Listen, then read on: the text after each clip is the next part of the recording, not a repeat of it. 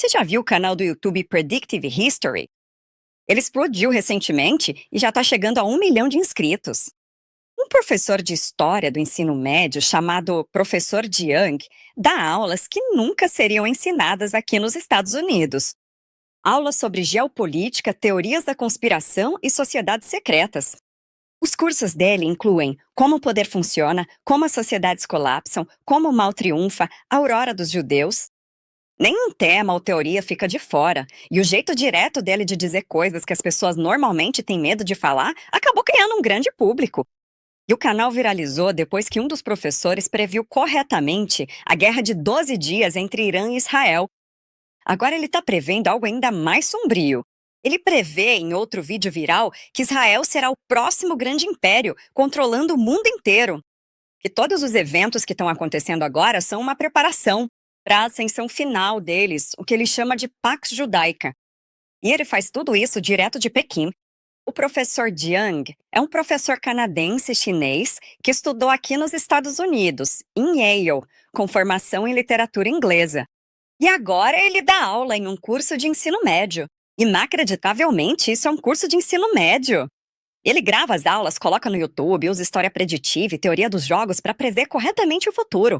E até agora tem sido realmente impressionante. Tô muito animado para ter essa conversa com ele.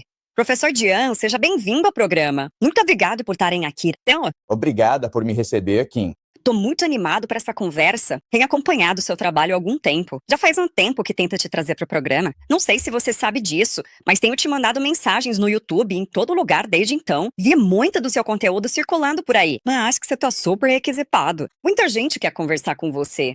Então, agradeço muito o tempo que você está dedicando para conversar com a gente hoje. Quero começar falando do seu canal, Predictive History, que simplesmente explodiu. Quer dizer, agora você tem quase 1 milhão de inscritos, eu acho, no seu canal. Você faz um trabalho incrível de mergulho profundo e está usando teoria dos jogos e história preditiva para, eu acho, prever o futuro, né? Usando história preditiva para prever o futuro. Então, você pode explicar isso para todo mundo? Para quem está assistindo, quem talvez não esteja familiarizado com teoria dos jogos, por exemplo, e história preditiva, conta pra gente o que são essas coisas. Certo? Então, a ideia de história preditiva é que existem certos padrões, comportamentos humanos que podem ser analisados. E, portanto, se você fizer uma análise profunda da história passada, deve ser possível desenvolver certos frameworks e modelos para entender o desenvolvimento humano. Então, você pode testar e refinar esses modelos fazendo previsões sobre o futuro. E é isso que eu faço. Com base no meu entendimento da história, faço certas suposições sobre como as coisas se desenvolvem. E dependendo da minha precisão, posso voltar e refinar esses modelos e frameworks. E uma das ferramentas que eu uso para análise é a teoria dos jogos. A ideia da teoria dos jogos é que os indivíduos percebem o mundo como um jogo no qual estão tentando derrotar outros jogadores, com suas regras e incentivos. Ao entender a visão de mundo desses jogadores, você pode compreender sua psicologia e como eles se comportam. Então, no nosso mundo, obviamente, Trump e Putin são jogadores muito importantes. E assim, ao entender a psicologia deles, você pode entender melhor como eles vão se comportar no futuro. E essa é a base do que eu faço. Então, eu imagino que você teria que saber muito história para conseguir fazer previsões históricas para o futuro, certo? Bem, você também precisaria ter uma visão completa da história. Então, ao invés de me especializar em uma área específica da história, por exemplo, o período romano ou o Império Britânico, eu tento ter uma visão macro de toda a história da humanidade, abrangendo desde a Era do Gelo até a Pax Americana, que é a era em que vivemos. E no meu canal do YouTube, eu abordo todos os principais períodos da história humana e tento mostrar padrões que surgem desses períodos específicos. Então, eu diria que, na nossa era, vejo enormes analogias entre a Guerra do Peloponeso e a América de hoje. A América realmente é um império em declínio, e o modo como ela se comporta é muito parecido com o comportamento do Império Ateniense quando entrou em colapso. É, eu acho que parece mesmo. Muitos de nós conseguem ver isso agora, que é o império em decadência, ou apenas um já caminhando para o fim. Mas esse parece ser um império que durou menos do que os das épocas históricas. Por que você acha que isso acontece? Bem, quero dizer, o Império Americano é único porque abrange o globo inteiro, certo? Assim, o Império Ateniense controlava o Mar Egeu, mas só isso. E o Mar Egeu é uma parte muito pequena do mundo.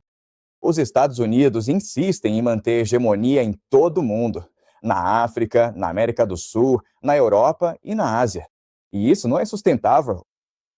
E os Estados Unidos tinham uma enorme vantagem devido à sua superioridade tecnológica, à sua supremacia aeroespacial e aos Estados Unidos. Dólar, mas, em última análise, isso não é sustentável. Sim.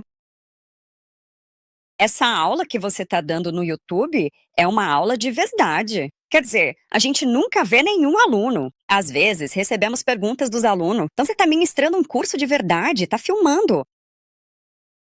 Certo. Na verdade, eu sou professor do ensino médio. Esta é uma aula do ensino médio? Essa é uma aula do ensino médio? Esta é uma turma do ensino médio em Pequim. Sim, Yukon. Esses são estudantes chineses. Desculpe, tô simplesmente impressionado com isso. Esses são estudantes chineses do ensino médio em Pequim. Certo? E isso é nível ensino médio. Então, da próxima vez que você estiver em Pequim, por favor, venha à minha aula. Você conhecerá os alunos. Você vai se sentar na minha aula. Então, o que eu faço é ir para a sala de aula. Eu monto a câmera. Eu aperto o botão de gravar. Dou aula por 1 hora. Depois desligo a câmera e faço o upload do vídeo no YouTube. Então, o que você está vendo de fato sou eu dando aula para minha turma. E no futuro, o que eu espero fazer é transmitir minha aula ao vivo. Assim, os alunos podem, na verdade, os espectadores podem realmente participar da aula enquanto eu estou ensinando. Essa é uma escola secundária normal em Pequim? Não é uma escola pública, é uma escola particular. Porque na escola pública, os alunos se preparam para o vestibular das universidades chinesas. Esses são alunos que têm a intenção de estudar no exterior, principalmente nos Estados Unidos, em grandes faculdades como Carleton. Por isso, nosso principal idioma de instrução é o inglês. E eles precisam ter um entendimento de história e filosofia ocidental para se saírem bem nos Estados Unidos. E é por isso que eu ensino o que ensino. Quer dizer, você está ensinando algo que eu nunca ouvi falar disso, eu aprendi isso aqui nos Estados Unidos. Ou seja, você está dando a eles uma perspectiva completamente diferente. É impressionante. E é por isso que estou chocado com isso. Primeiro, estou chocado porque o nível do material eu acho, quer dizer, nem sei se cursos universitários aqui nos Estados Unidos ensinam esse tipo de coisa, sabe? Nesse nível. E esses são apenas alunos do ensino médio. E eles estão absorvendo toda essa informação incrível de você, onde você realmente consegue expor tudo isso. E sabe, eu notei nos seus vídeos que você costuma dizer: isso é teoria da conspiração, sabe? Isso é uma teoria da conspiração. Mas aqui está a teoria. Quer dizer, você está dizendo coisas que são tão acro e quero dizer chocante para, sinceramente, o público ocidental. E eu não sei se é assim mesmo. Por exemplo, na China, você poderia falar sobre as coisas de forma mais aberta. Não é isso que nos ensinam aqui. Então, o que está acontecendo? Como você consegue falar sobre coisas como teorias da conspiração, sobre judeus, por exemplo, no seu canal? Ele vai. Na sua aula? Então, eu cresci no Canadá e cursei a universidade na Universidade de Yale. Eu me formei em letras em inglês. Yale. Assim, tive uma educação de elite muito tradicional. E, com o tempo, percebi que, na vida real, essa educação de elite me deixou na mão. Porque, veja só, em 2016, a vitória do Trump sobre a Hillary Clinton. Minha educação de elite não conseguiu me preparar para isso. E aí veio a Covid, depois a guerra na Ucrânia. Então, senti que minha educação de elite e eu recebi a melhor educação possível. Tinha muitos pontos cegos nesse tipo de formação. E por pura curiosidade pessoal, porque eu queria entender como o mundo realmente funciona. Comecei assim como muita gente nessa época, sabe, durante a Covid, comecei a tentar realmente entender melhor como o mundo funciona. E, sabe, naquela época eu ouvia muito suas a HM, Conversas e Reflexões HM. E aí comecei a perceber que talvez essas teorias da conspiração tenham um certo ponto. Então, vamos só, sabe, dar o benefício da dúvida e ver no que dá. Se você aplica as teorias deles a como o mundo realmente funciona, o que você descobre é que, na verdade, a HM, a visão de mundo deles, oferece uma compreensão muito mais coerente do mundo. do que a educação de elite que recebi em Yale era muito, ela não conectava realmente os pontos para mim. Então eu realmente quero conectar os pontos. E foram realmente esses últimos 2, 3 anos em que eu realmente me envolvi com isso. Tentando entender o que aconteceu no 11 de setembro, na ida à Lua, com o JFK, com a Covid, com tudo essas coisas.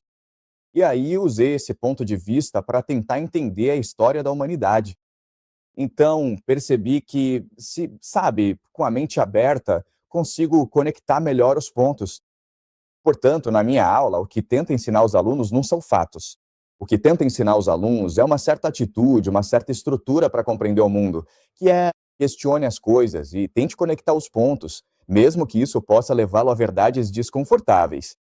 Sim, e você tem permissão para fazer isso? E você não se mete em encrenca? Certo. Portanto, atua numa área bastante cinzenta na China. Assim, as escolas públicas são rigorosamente monitoradas na China.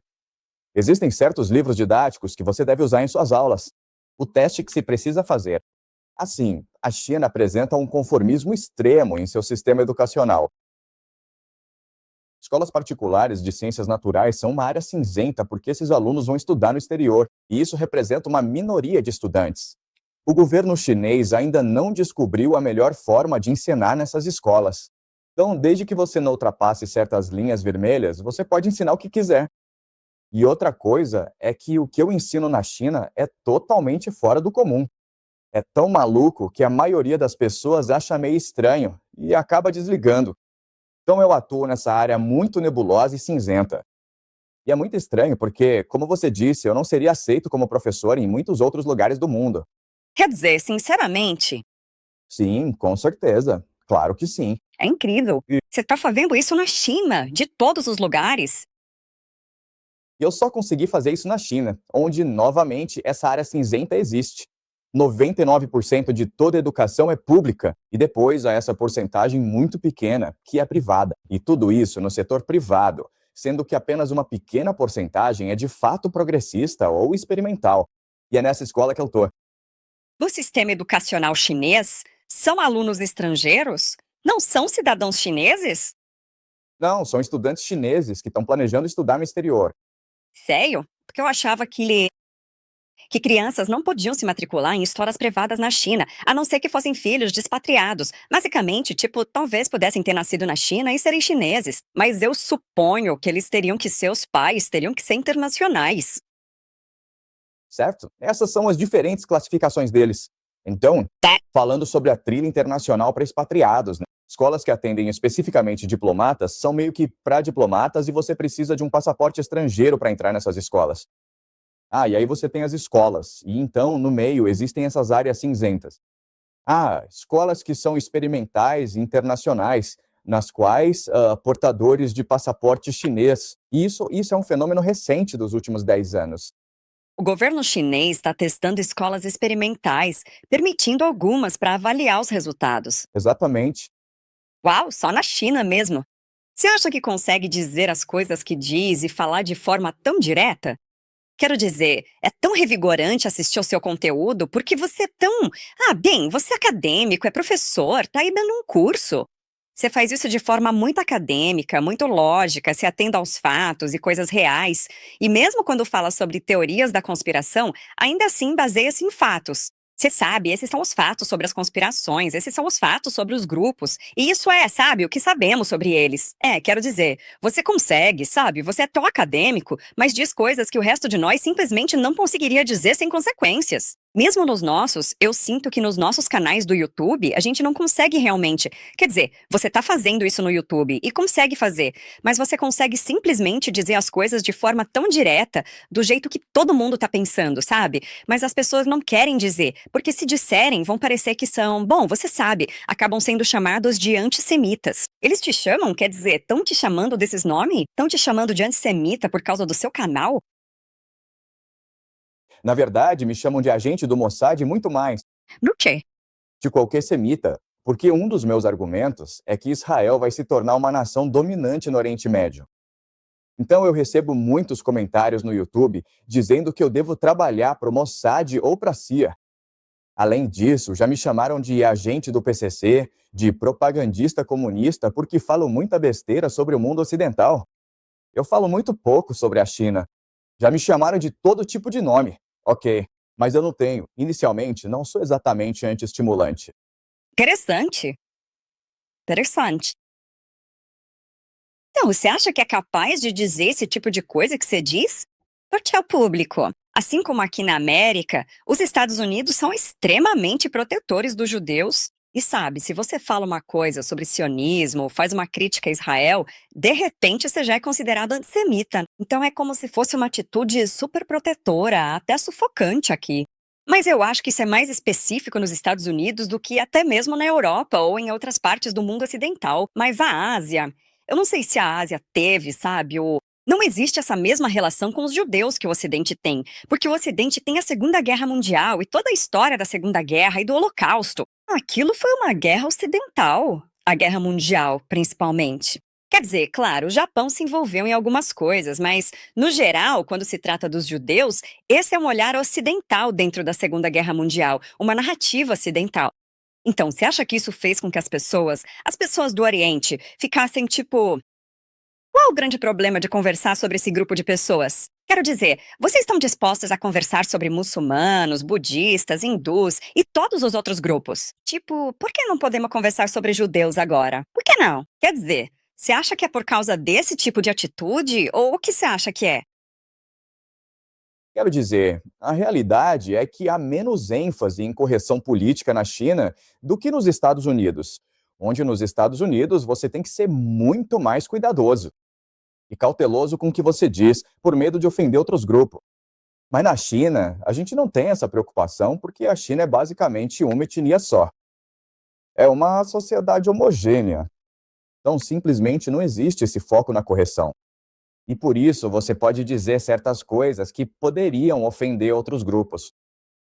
Mas a linha vermelha, claro, é que você não pode dizer coisas que ofendam o Partido Comunista. Portanto, existem certas linhas vermelhas. Contanto que você respeite esses limites, você pode dizer e fazer o que quiser.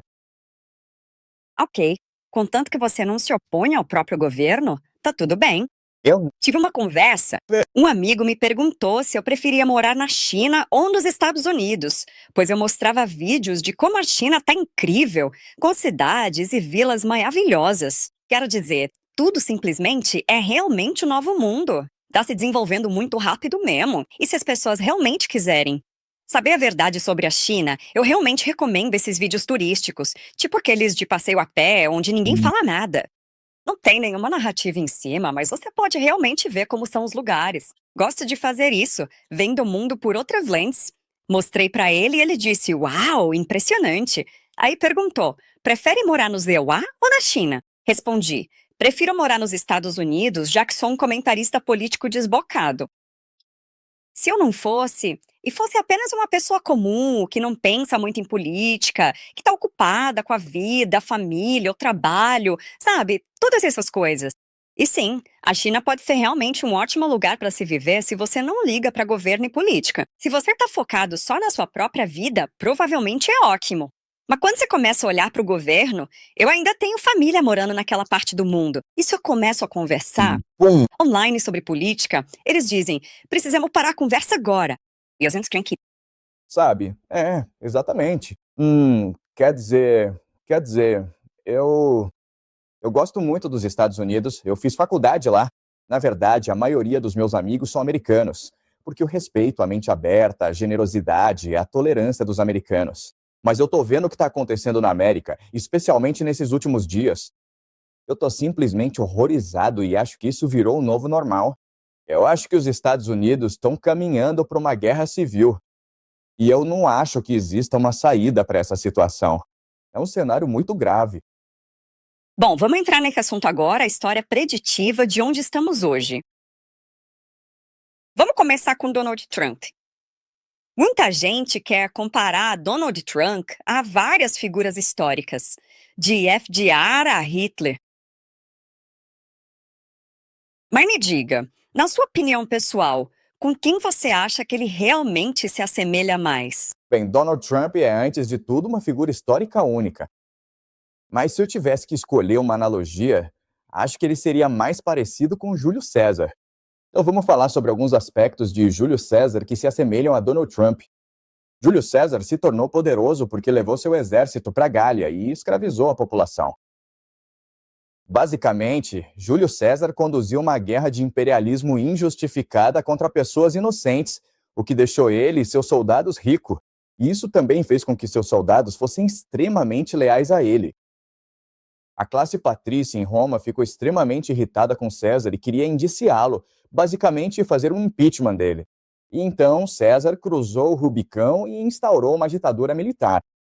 E estamos vendo uma situação muito parecida acontecer nos Estados Unidos também, onde Trump está criando essas forças paramilitares como o ICE e possivelmente a Guarda Nacional, que são leais apenas a ele porque só ele apoia a brutalidade deles. O que vimos na Venezuela foi o surgimento da Delta Force. Então, no futuro, talvez a Delta Force se torne a guarda de proteção de Donald Trump.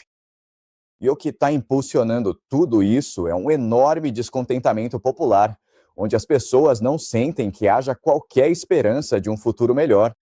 Lembrem-se que, em 2020, os democratas disseram ao povo: contanto que nos livremos de Donald Trump, as coisas voltarão ao normal. E Joe Biden assumiu o cargo. A inflação atingiu níveis recordes. E ao invés de tentar melhorar a vida das pessoas, você não gritou no departamento da igreja, iludiu as pessoas e disse: ah não, sabe, na verdade não estamos em recessão, mesmo todo mundo sabendo que estavam em recessão.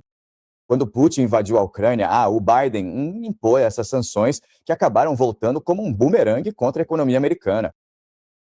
Biden e sua equipe deveriam ter negociado a paz na Ucrânia, mas Biden insistiu em uma guerra em larga escala com a Ucrânia, o que basicamente levou ao colapso do Império Americano ao redor do mundo.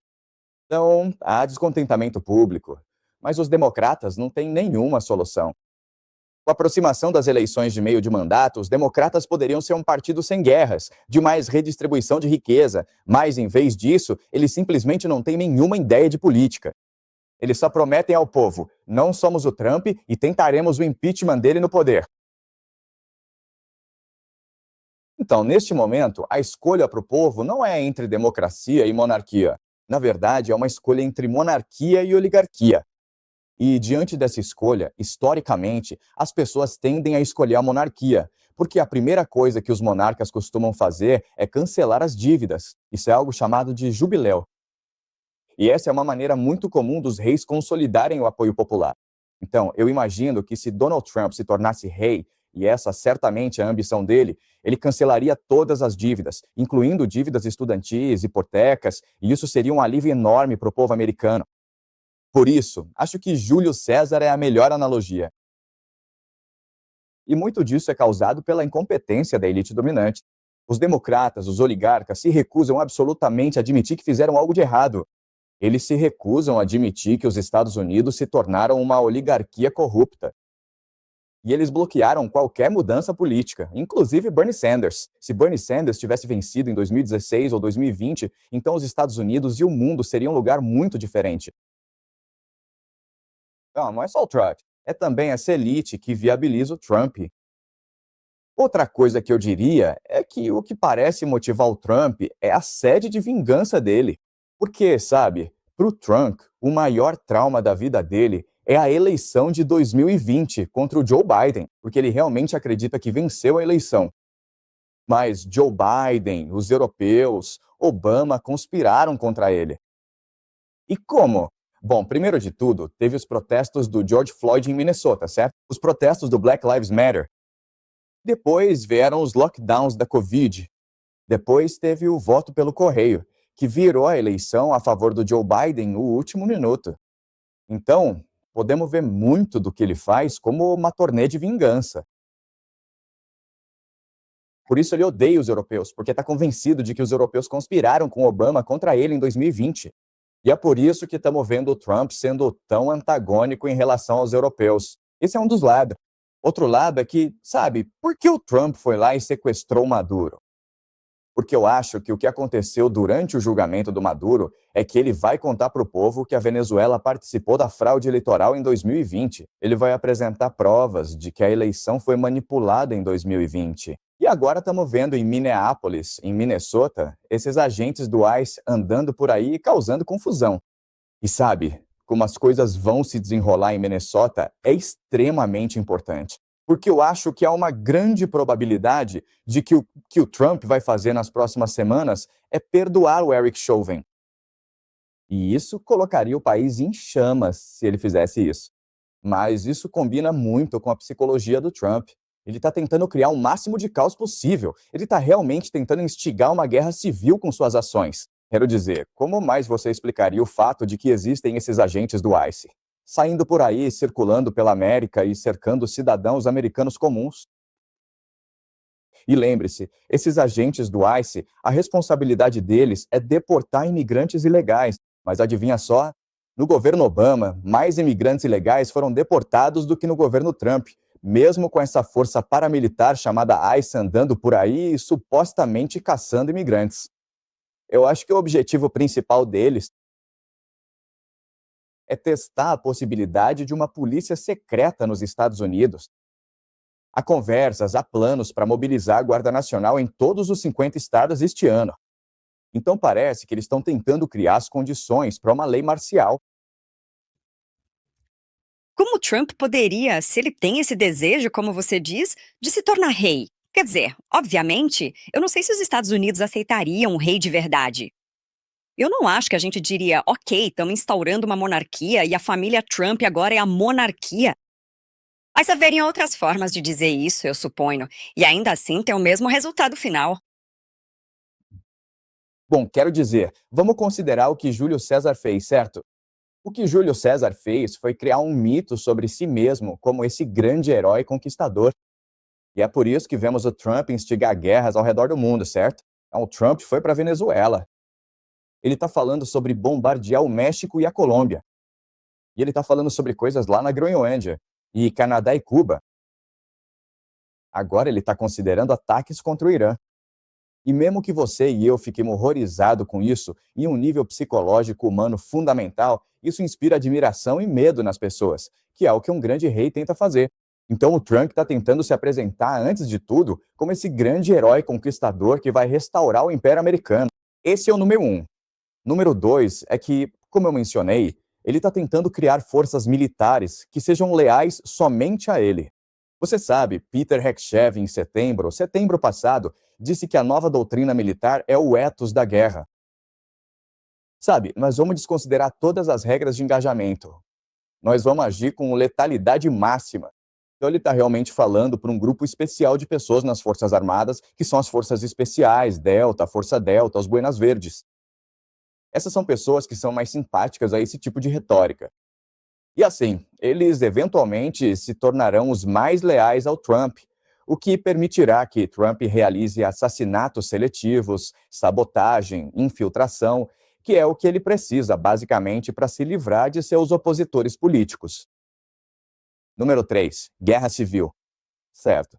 Então, para criar um EUA, mentalidade de contra eles, entre esquerda e direita, democratas e republicanos, onde você é forçado a escolher um lado. E nessa situação, muitas pessoas se unirão em torno de Trump.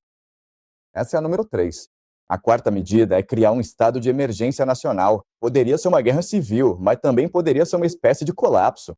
Então, basicamente, do ponto de vista do Trump, quanto mais caos, melhor, porque isso permite que ele consolide o poder. Aí, claro, você tem o lobby de Israel.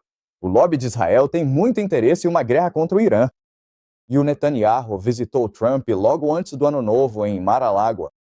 E o que aconteceu logo depois? Bem, teve o sequestro do Maduro, teve esses protestos no Irã, teve o Trump dizendo que vai defender esses manifestantes no Irã. Isso não é coincidência. Tudo isso faz parte de um esquema maior para derrubar o regime do Irã e causar o colapso no país, para que Israel possa criar o projeto da Grande Israel. E então, se Trump conseguir entregar isso para Israel, Israel vai dar ao Trump tudo o que ele quiser.